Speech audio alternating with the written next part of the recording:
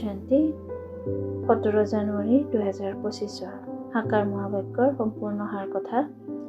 মৰমৰ সন্তানসকল, তোমালোক ভাৰতৰ অতিকৈ মূল্যৱান সেৱক। তোমালোকে নিজৰ তন মন ধনেৰে শ্ৰীমতত ইয়াক ৰামৰাজ্য কৰি তুলিব লাগে। প্ৰশ্ন: সঁচা অলৌকিক সেৱা কোনটো, যিটো এতিয়া তোমালোক সন্তানসকলে কৰা? উত্তৰ: তোমালোক সন্তানসকলে গুপ্ত ৰীতিৰে শ্ৰীমতত পাৱন ভূমি সুখধাম স্থাপন কৰি আছা। এয়াই হৈছে ভাৰতৰ সঁচা অলৌকিক সেৱা। তোমালোকে বেহদৰ পিতাৰ শ্ৰীমতত সকলোকে ৰাৱণৰ কাৰাগাৰৰ পৰা মুক্ত কৰি আছা। ইয়াৰ বাবে তোমালোক পাৱন হৈ আনকো পাৱন কৰি তোলা। ধাৰণাৰ বাবে মুখ্য সাৰ 1.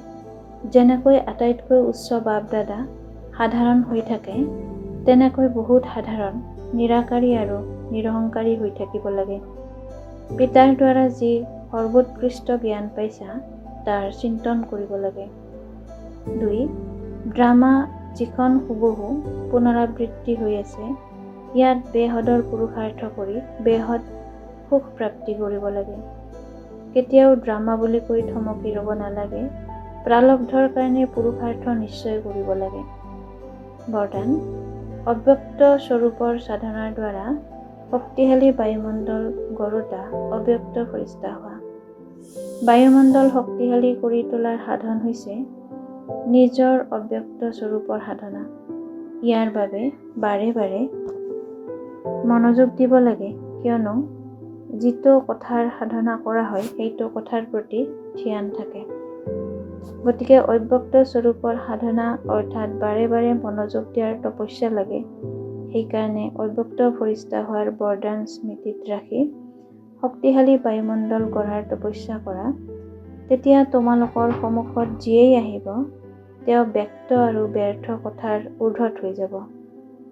শ্লোগান: সৰ্বশক্তিমান পিতাক প্ৰত্যক্ষ কৰিবৰ বাবে একাগ্ৰতাৰ শক্তি বঢ়োৱা।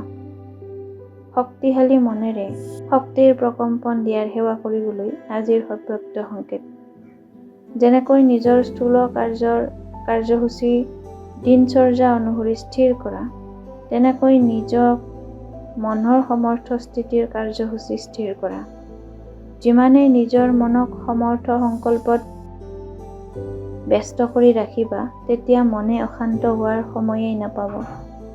মন সদায় স্থিৰ অৰ্থাৎ একাগ্ৰ হ'লে তেতিয়া স্বত ইতিবাচক প্ৰকম্পন বিয়পি পৰে, সেৱা হৈ থাকে। ওম শান্তি।